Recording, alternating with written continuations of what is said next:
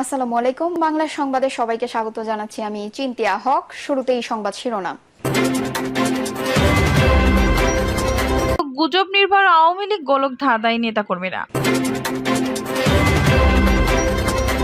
জানিয়ে দেব মামলা থেকে অব্যাহতি পেলেন গয়েশ্বর রিজভী সহ 102 জন। এদিকে রাষ্ট্র সংস্কারের পাশাপাশি নির্বাচনী রোডম্যাপ চাইলেন সালাউদ্দিন। এবং সর্বশেষ জানাবো পরাজিত শক্তি দেশে অরাজকতা তৈরির চেষ্টা করছে বলছেন রিজভী। দর্শক শুনছিলেন সংবাদ শিরোনাম, এখন বিস্তারিত। রাষ্ট্র সংস্কারের পাশাপাশি নির্বাচনী রোডম্যাপ চাইলেন সালাউদ্দিন। বিএনপি স্থায়ী কমিটির সদস্য সালাউদ্দিন আহমেদ মনে করেন, অন্তর্বর্তীকালীন সরকার রাষ্ট্র সংস্কার চালিয়ে গেলেও পাশাপাশি নির্বাচনী রোডম্যাপ ঘোষণা করা জরুরি। তিনি বলেন, রোডম্যাপ ঘোষণা করা হলে জনগণ বুঝতে পারবে যে দেশে চলমান সংস্কার কার্যক্রম গণতান্ত্রিক পথে এগোচ্ছে এবং এর মাধ্যমে তারা তাদের গণতান্ত্রিক অধিকার পুনরুদ্ধার করতে পারবে। এর আগে 4 আগস্ট আওয়ামী লীগের নেতাকর্মীদের হামলা ও অগ্নিকাণ্ডে ক্ষতিগ্রস্ত জেলা বিএনপির কার্যালয় পরিদর্শন করেন সালাউদ্দিন।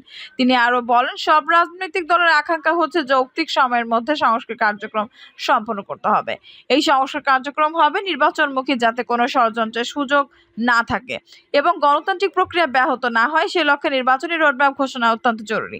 ছাত্র জনতার রক্তস্নাত আন্দোলনের বিজয়কে অর্থবহ করতে হবে উল্লেখ করে বিএনপির এই নেতা বলেন, অভ্যন্তরীণ ষড়যন্ত্র থেকে সবাইকে সতর্ক থাকতে হবে।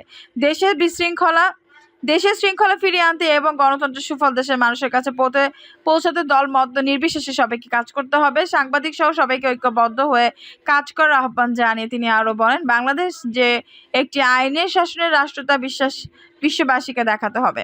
স্বাধীন দেশের নাগরিক হিসেবে যেন সবাই মেরুদণ্ড সোজা করে দাঁড়াতে পারে, তার জন্য সাংবাদিকদের সহ সবাইকে একসঙ্গে কাজ করতে হবে। সালাউদ্দিন বলেন, যারা গুম, খুন, নির্যাতন এবং হত্যাযজ্ঞের মাধ্যমে রাষ্ট্র পরিচালনা করেছে তাদের এই দেশে রাজনীতি করার জন্য অধিকার নেই। স্বৈরাচারের হাতে নির্মমভাবে গুম, খুনের শিকার সব নেতাকর্মী এবং ছাত্র আন্দোলনের শহীদদের আমরা শ্রদ্ধার সঙ্গে স্মরণ করছি। গুজব নির্ভর আওয়ামী লীগ গোলক ধাঁধায় নেতাকর্মীরা।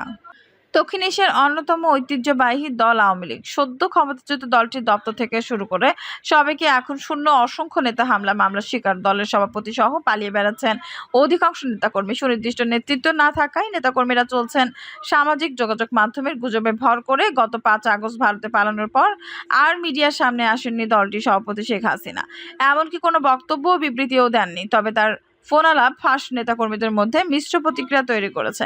দেশীয় নেতাদের নামে বক্তব্য, বিবৃতি ও প্রেস নোট আসছে সামাজিক যোগাযোগ মাধ্যমে, কিন্তু এসবের সত্যতা নিশ্চিত করার মতো মিলছে না কোনো মাধ্যম।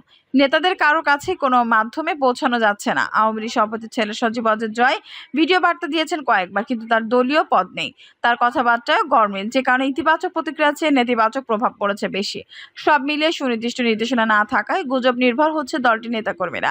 সামাজিক যোগাযোগ মাধ্যমে যা পাচ্ছে তাই শেয়ার করছে, এমনকি এখনো 7 মিনিটে সব শেষ করে দেবে মনোভাব নেতাকর্মীদের মধ্যে। 8 আগস্ট অন্তর্বর্তী সরকার শপথ নিলে 9 আগস্ট সে সরকারকে অভিনন্দন জানান আওয়ামী লীগের যুগ্ম সাধারণ সম্পাদক মাহবুবুল আলম হানিফ।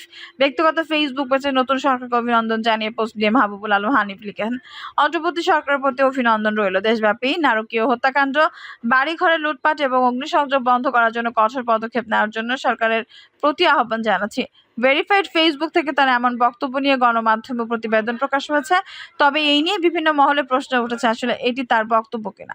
এ বিষয়ে তার বক্তব্য পাওয়া যায়নি। 6 সেপ্টেম্বর সাবেক রাষ্ট্রপতি আব্দুল হামিদকে আহ্বায়ক এবং সেলিনা হায়াত আইভিকে সদস্য সচিব করে আওয়ামী লীগের আহ্বায়ক কমিটি গঠনের গুজব সামাজিক যোগাযোগ মাধ্যমে ছড়িয়ে পড়ে। আওয়ামী লীগের দপ্তর সম্পাদক বিপ্লব বড়ুয়া স্বাক্ষরিত ওই সংবাদ বিজ্ঞপ্তিটি আওয়ামী লীগের নানান ফেসবুক ও হোয়াটসঅ্যাপ গ্রুপে অনেককে পোস্ট করতে দেখা যায়। ওই বিজ্ঞপ্তিতে বলা হয়, বিরাজমান পরিস্থিতিতে শেখ হাসিনা বা তার সুযোগ্য পুত্র সজীব অজয় জয় কারো পক্ষে দেশে এসে দলের হাল ধরা সম্ভব নয়। এমত অবস্থায় দলকে পুনর্গঠন করতে, সুশৃঙ্খল করে গড়ে তুলতে শেখ হাসিনার নির্দেশে আওয়ামী লীগের একটি আহ্বায়ক কমিটি গঠন করা হলো। পরবর্তী নির্বাচনের আগ পর্যন্ত আওয়ামী লীগের এই অন্তর্বর্তীকালীন কমিটি কার্যকর থাকবে, যেখানে আহ্বায়ক হিসেবে সাবেক রাষ্ট্রপতি আব্দুল হামিদ ও নারায়ণগঞ্জ সিটি কর্পোরেশন অব্যাহতি পাওয়া মেয়র সেলিনা হায়াত আইভির নাম দেখা যায়। এ বিষয়ে আইভি গণমাধ্যমকে বলেন, কে বা কারা আওয়ামী লীগের প্যাড ব্যবহার করে একটি ভুয়া বিজ্ঞপ্তি সামাজিক যোগাযোগ মাধ্যমে ছড়িয়ে দিয়েছে। এই নিয়ে আমার সঙ্গে কোনো কথা হয়নি বা কেউ বলেওনি। ও এর আগেও আমাকে দলের সেক্রেটারি করা হবে এমন গুজব ছড়ানো হয়েছে। বাস্তবে এসবের কোনো সত্যতা নেই। দলটির পক্ষ থেকে বলা হয়েছে, আওয়ামী লীগের বিভক্ত ও দুর্বল করার জন্য সামাজিক গণমাধ্যম ও এই গুজব ছড়ানো হচ্ছে। নেতাকর্মীদের ফাঁদে পা না দেওয়ার অনুরোধ জানানো হলো। কোনো বিভ্রান্তি ছড়াবেন না, গুজবকে না বলুন। ওই বিবৃতিতে নাসিম বলেন, দেশ এক ক্রান্তি লগ্নে পার করছে। আইন শৃঙ্খলা পরিস্থিতির চরম অবনতি ঘটেছে। আমরা এক মগের মূল্যকে বাস করছি। সারা দেশে আওয়ামী লীগের নেতাকর্মীদের উপর অবর্ণনীয় জুলুম নিপীড়ন নেমে এসেছে। এরপর স্বাধীনতা বিরোধী ও ষড়যন্ত্রকারীরা আমাদের নেতাকর্মীদের মনোবল ভেঙে দিতে পারেনি। তারা আওয়ামী লীগের শীর্ষ নেতৃত্ব পরিবর্তনের গুজব ছড়াচ্ছে। বাংলাদেশ আওয়ামী লীগ জাতির পিতা কন্যা জননেত্রী শেখ হাসিনার নেতৃত্বে ঐক্যবদ্ধ ছিল, আজ থাকবে ইনশাআল্লাহ। 14 সেপ্টেম্বর আরেকটি বার্তা প্রচার হয় আওয়ামী লীগের সভাপতি মণ্ডলীর সদস্য জাহাঙ্গীর কবির নানকের নামে। এটিরও সত্যতা নিশ্চিত হওয়া যায়নি। ফেসবুকে প্রচারিত বার্তায় নানক বলেন, ইতিহাসের ভয়াবহতম নির্মম পাশবিক ও অমানবিক নির্যাতন নিপীড়নের শিকার হয়েছে আওয়ামী লীগের তৃণমূল থেকে সব পর্যায়ের নেতাকর্মী, সংখ্যালঘু, বিশেষ করে হিন্দু ধর্মাবলম্বী সহ সারা বাংলা স্বাধীনতার সপক্ষের আপমর দেশবাসী মনোবল হারাবেন না। যে যেখানে আছেন সেখান থেকে নেতাকর্মীদের খোঁজ খবর রাখবেন। এই আধার কেটে যাবে খুব শীঘ্রই ইনশাল্লাহ।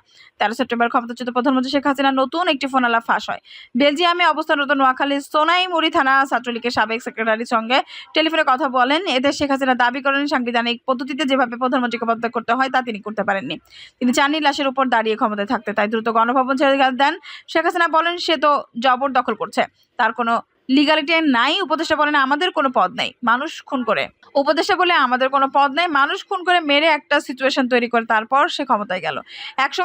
এ সময় সাবেক ছাত্রলীগ নেতা বলেন, জি আপা, এগুলো আমরা ইউরোপীয় পার্লামেন্টকে জানাচ্ছি। এর আগে তানভীর নামে এক যুক্তরাষ্ট্র প্রবাসীর সঙ্গে শেখ হাসিনা ফোন আলাপ ফাঁস হয়। ওই ফোন আলাপে শেখ হাসিনা বলেন, আমি দেশের খুব কাছাকাছি আছি, যাতে আমি চট করে ঢুকে পড়তে পারি। এছাড়া পুরনো ছবি ও ভিডিও দিয়ে স্ট্যাটাস দেওয়া, আওয়ামী লীগের নির্দেশনা সম্বলিত ভুয়া প্রেস রিলিজ শেয়ার দেওয়ার, সরকার পতনের জন্য মিষ্টির দোকান রেডি রাখুন, অতি শীঘ্রই সুখবর আসবে ইনশাল্লাহ, এই জাতীয় স্ট্যাটাস দিয়ে বেড়াচ্ছেন আওয়ামী লীগ ও তার সহযোগী সংগঠনগুলোর নেতাকর্মীরা। এবার আওয়ামী লীগের ভেরিফাইড পেজের ঘোষণা দিয়েছে, আওয়ামী লীগের প্যাড ব্যবহার করে বিভিন্ন নামে বেনামে নির্দেশনা দিয়ে সামাজিক যোগাযোগ মাধ্যমে বিবৃতি দিচ্ছে কে বা কারা, যেগুলো কোনো ভিত্তি নাই। মামলা থেকে অব্যাহতি পেলেন গয়েশ্বর রিজভী সহ 102 জন। রাজধানী শাহবাগ থানায় করা বিশেষ ক্ষমতা আইনে পুরনো এক মামলা থেকে বিএনপি স্থায়ী কমিটির সদস্য গয়েশ্বর চন্দ্র রায় সহ 102 জন অব্যাহতি পেয়েছেন। উল্লেখ্য, 118 সালের 31 জানুয়ারি হাইকোর্ট মাজারের সামনে পুলিশের কাজে বাধা ও যান চলাচল বন্ধের অভিযোগে বিশেষ ক্ষমতা আইনে শাহবাগ থানায় মামলা করে পুলিশ। মামলাটি তদন্ত করে 2020 সালের 28 জানুয়ারি বিএনপি নেতাদের বিরুদ্ধে আদালতে অভিযোগপত্র জমা দেয় ঢাকা মহানগর গোয়েন্দা পুলিশ। পরাজিত শক্তি দেশের অরাজকতা তৈরির চেষ্টা করছে বলছেন রিজভী। পরাজিত শক্তি এই মুহূর্তে দেশে অরাজকতা তৈরি করার চেষ্টা করছে বলে মন্তব্য করেন বিএনপি সিনিয়র যুগ্ম মহাসচিব অ্যাডভোকেট রুহুল কবির রিজভী বলেন, পরাজিত শক্তি এই মুহূর্তে দেশে অরাজকতা তৈরি করার চেষ্টা করছে। তারা এখন চুপচাপ বসে থাকলেও ভেতরে কাজ করছে, নানা ষড়যন্ত্র করছে, কারণ তাদের হাতে প্রচুর কালো টাকা আছে। সেই কালো টাকা তারা ব্যবহার করছে। সেই কালো টাকা ব্যবহার করে তারা দেশকে অস্থিতিশীল করতে চায়। রাষ্ট্র সংস্কার প্রসঙ্গে সাংবাদিকদের প্রশ্নের জবাবে তিনি বলেন, অন্তর্বর্তী সরকার যে সংস্কারের কথা বলছে সেসব সংস্কার যদি আসলেই করা হয়, সংবিধান, বিচার বিভাগ, নির্বাচন কমিশন সহ সাংবিধানিক যে প্রতিষ্ঠানগুলো আছে তা যত দ্রুত সম্ভব সংস্কার করতে হবে, যাতে একটি প্রকৃত সংস্কারের মধ্য দিয়ে প্রকৃত বহুদলীয় বহুমাত্রিক গণতন্ত্রের যে পথ চলা সেটাকে নিশ্চিত করা সম্ভব নয়। আর এই কাজ করতে আমরা মনে হয় বেশি সময় লাগবে না। তিনি আরো বলেন, এই কাজগুলো করলে এটা একটি বাতিঘর হিসেবে কাজ করবে, পরবর্তীতে আলো দেখাবে, পরবর্তীতে জনগণের ম্যান্ডেট নিয়ে তারা ক্ষমতায় আসবে, তারা সে অনুযায়ী কাজ করতে পারবে। রুহুল কবির রিজভী বলেন, বিএনপি ভারপ্রাপ্ত চেয়ারম্যান তারেক রহমানের বিরুদ্ধে যে সমস্ত মামলা হয়েছে সেগুলো সম্পূর্ণরূপে মিথ্যা এবং রাজনৈতিক। শেখ হাসিনার প্রতিহিংসা পূরণের জন্য তার বিরুদ্ধে রাজনৈতিক মিথ্যা মামলা দেওয়া হয়েছে। শেখ হাসিনার একক কচুতবাদী শাসনে বাংলাদেশে যাতে কোনো টু শব্দ না হয় তা নিশ্চিত করা হয়েছে। দেশনেত্রী বেগম খালেদা জিয়ার বিরুদ্ধে মামলা দিয়ে সাজা দিয়ে এবং দেশনায়ক তারেক রহমানের বিরুদ্ধে মিথ্যা মামলা দিয়ে সাজা দেওয়ার মাধ্যমে তিনি বলেন, আমরা অন্তর্বর্তীকালীন সরকারের কাছে প্রত্যাশা করছি বিএনপি ভারপ্রাপ্ত চেয়ারম্যান তারেক রহমানের বিরুদ্ধে যে সমস্ত মামলা দেওয়া হয়েছে সেগুলো খুব শীঘ্রই স্টাডি করবে, শুধু হেডলাইটটা স্টাডি করলে হবে না। দর্শক, এই ছিল এখনকার সর্বশেষ সংবাদ। নিউজটি ভালো লাগলে অবশ্যই একটু লাইক দিন, কমেন্টে মূল্যবান মতামত জানান। সবসময় আমাদের পাশে থাকতে সাবস্ক্রাইব করে বেল বাটনটা অন করে রাখুন। ধন্যবাদ।